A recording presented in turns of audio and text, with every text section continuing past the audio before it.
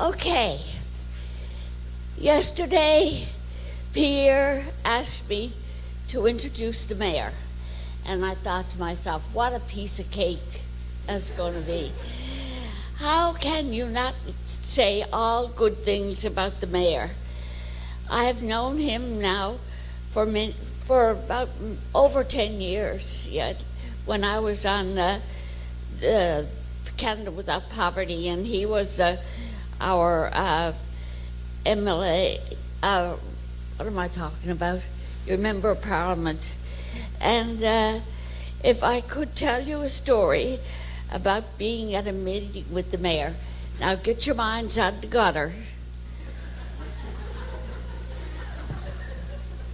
Anyhow, because it was a meeting of supporters of people living in poverty. I was regaling the group about with a story about a woman who was spitting in, you probably remember the story, who was spitting into a trash can, and a homeless man who came up after her and put his hand down in the trash can to call out bottles to recycle.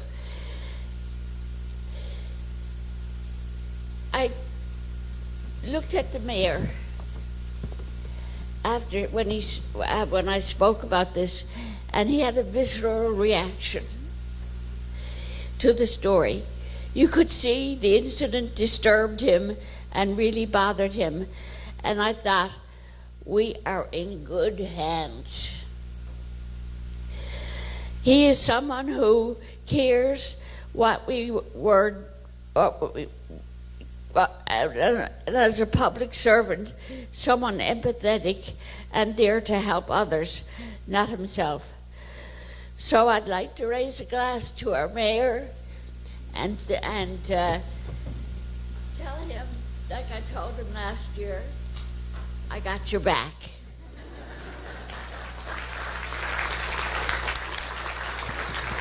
Thank you.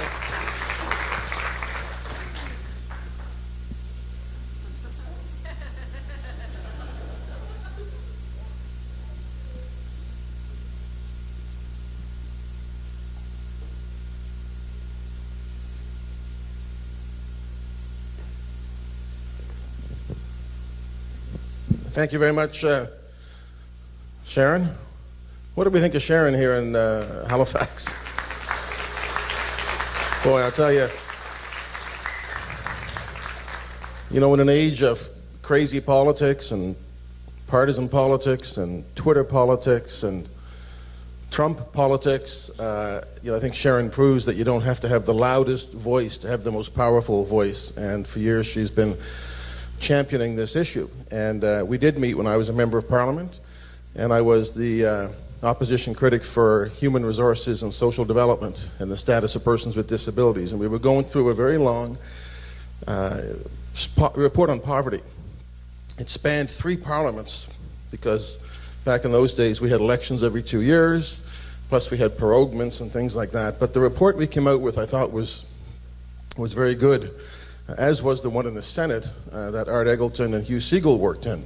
And we don't have lack of reports, a lack of information, or a lack of studies. We just really have lack of action, and that's really been the problem. But this report was very interesting, and I remember when it came out, I asked for the opportunity to bring it up in question period, ask a question of the government about poverty. I won't go into the whole ramifications of what it was, the process of getting a question in QP, but they said, okay, you can ask the question. So about 20 minutes before QP, one of the staffers came in and said, your question's been changed, and it's no longer about poverty. It's now about Karl-Heinz Schreiber and Brian Mulrooney, which was the order and the thing of the day, which is typical of how poverty is often seen as sort of a not as important an issue. This issue of basic income, and thank you, Mandy, for putting this together. Again, to the people that are organizing this conference, the work you do is really amazing. And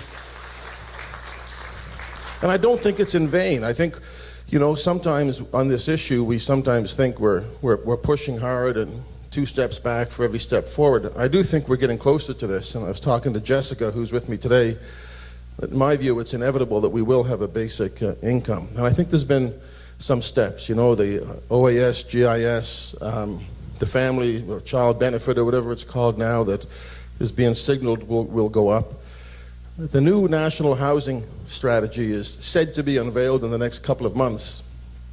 Part of it, they say, may include a direct payment for housing, which is fine as long as we have housing that people can afford. So we need to make sure we renew the existing stock that we have across the country as well as build new stock. But I think we're getting to a point where people realize that this is really the way to deal with poverty. For years in this country and in other countries, we've been stick handling around the issue. We've been basically managing poverty so that it kind of doesn't go down below the line too much or above the line. And what we need to do is to get rid of that line. And when I look at this, you know, I heard, is Floyd in the room now?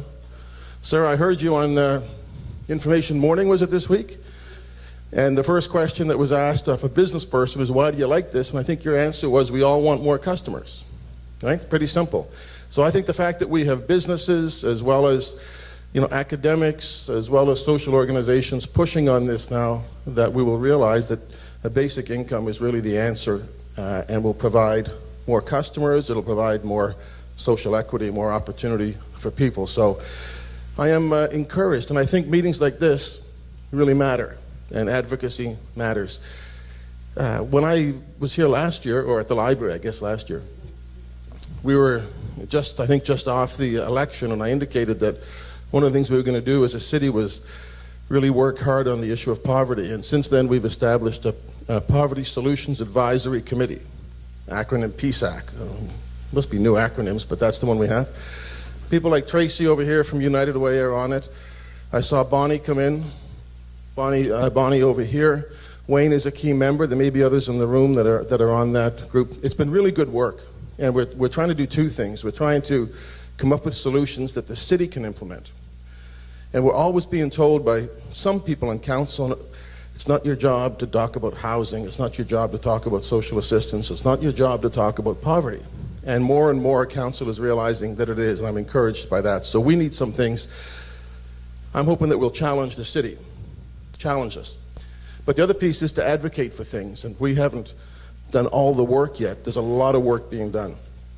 And one of the things we'll do is we'll advocate, and I expect we'll be talking a lot about this issue of the basic annual income. So the work that you do really does matter to you, to the sponsors, to the folks who are taking time to present, and just as importantly, the folks who are taking time to come and be part of the movement towards making sure that we become a truly equitable society, a country that can afford to be a truly equitable society. And I think that this is probably the best way to do it. So congratulations to you again on your perseverance in making these things happen and finding rooms that are available, and also to all of you for being here today. Thank you very much.